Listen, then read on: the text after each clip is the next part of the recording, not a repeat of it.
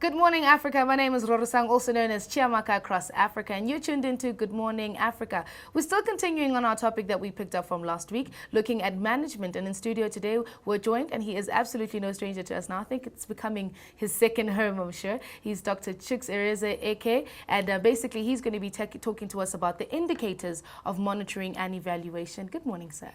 Good morning, Chiamaka. Thank you for having me again. I'm fantastic. Looking absolutely lovely and bright. You too. Wish I was looking like you. We're talking indicators today, indicators of monitoring and evaluation. Is it applicable to the larger society when it comes to monitoring and evaluation, or is it more your establishments that are seeking development within society? There is no management without the four major tasks of planning, of organizing, of leading, and of controlling.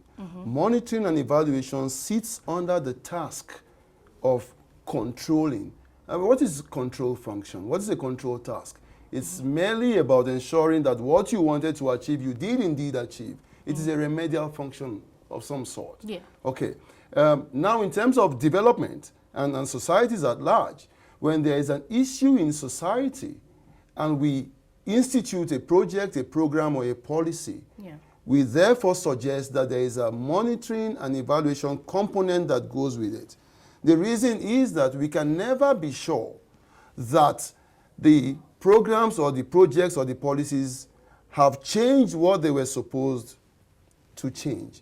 The question you asked me was if there's a role, therefore, for larger society in this whole scheme of monitoring and evaluation. Where I come from, Nigeria, sometimes we answer questions with questions. So let me ask you a question. Yes. Is there a role for a patient when the patient goes to consult with a doctor? Yes, sir, there is. Exactly. So if it's a developmental intervention which is supposed to be put in place to address a certain concern in society, we have to engage with the people who have the problem. They are indeed, as we say in stakeholder management, the primary stakeholders. If we do not engage and discuss with those people, we can never generate the right solution. So in a nutshell, the answer is yes. Monitoring and evaluation is not a witch hunt. It's not supposed to come after the fact.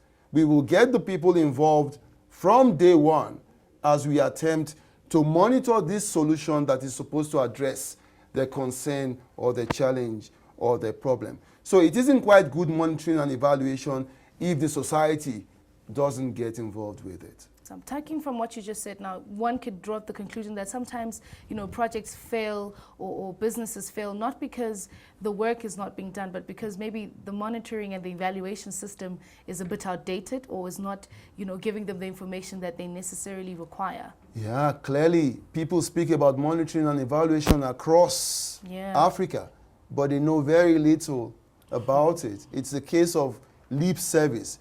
This is part of the reason why myself and two of my colleagues have put that book together on monitoring and evaluation, which helps people gain more information and read more and learn about this whole issue of monitoring and evaluation, basically. Awesome stuff. What exactly are indicators? Indicators are the heart of monitoring and evaluation. Technically defined, indicators are variables that provide a means of measurement of progress. Variables meaning that indicators have the liberty to go up and have the liberty to come down. And generally, when you look at several monitoring systems that have been developed in different organizations and different states in Africa, a lot of the indicators that are utilized are biased. Take, for instance, the issue of a school performing very well. An indicator of that would be that the children or the learners are passing. Yes. Now, the choice of indicator would be increased pass rate is an indicator of a school performing well. Yes. There's a problem. The word increased immediately biases the indicator. My question to those who use these kinds of biased indicators is, what happens if the pass rate is not increasing? How do you record that? Because the instrument for measurement, the indicator says increased. What if we find ourselves in a position where the pass rate is not increasing? How is that recorded? And therefore, my argument is that the indicator must be able to go up and down. Again, I buttress with a simple example. The indicator of your health, the doctor says, is your temperature.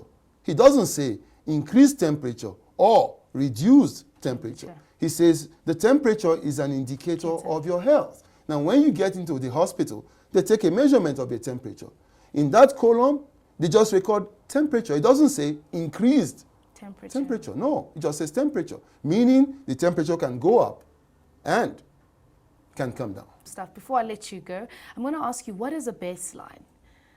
And how is it defined in terms of looking at monitoring and evaluation? Well, a baseline is your first measurement of a situation, or the first measurement of an indicator. I gave you the example of you checking in, well, hopefully not, checking into a hospital. When they take your temperature that first time, when you get into the hospital, that's your baseline. And therefore, any improvements whatsoever in terms of your temperature are with reference to that baseline. What we find in Africa most of the time is that they don't even have baselines, they say to me. I can't understand how that can be the case, that you don't have a baseline. So what on earth would you be monitoring if you don't have a baseline? The baseline is the first measurement of the indicator before the monitoring period. The baseline tells us your state. Okay, so the people are 28% illiterate, and therefore we need to bring in schools in that area. Of course. We will measure the improvement or the success of the intervention that we're bringing in against the baseline of 28%. Otherwise, if there's no baseline, how can we tell there's been an improvement? All right, so we can assume without a baseline, then what are you monitoring? Nothing. Because there's nothing. Absolutely nothing, because monitoring and evaluation is supposed to serve to provide some kind of evidence that there has been an improvement in a certain part of life. All right, that was us exploring monitoring and evaluation. Dr. Chuks, thank you so much. If anybody wants to get a hold of you, get a hold of the book, how do we contact you? Well, I can be reached by email. Yes, sir. It's a very long one. chuks.eresia-Eke@up.ac.za. But the book, Monitoring and Evaluation of Policies, Programs, and Projects, are available in the academic bookshops because it's a pretty academic. It's a pretty academic, but also very necessary for us to understand. And I think as a larger society, it's very important for us to understand how monitoring and evaluation takes place. It starts with the little things right through to the big ones. So when you understand the concept and why it's there, it's easier for you to apply it in every other area of your life. Again, sir, thank you so much for joining us. Thank and you it's very all that much. we have for you today. We'll see you again next time.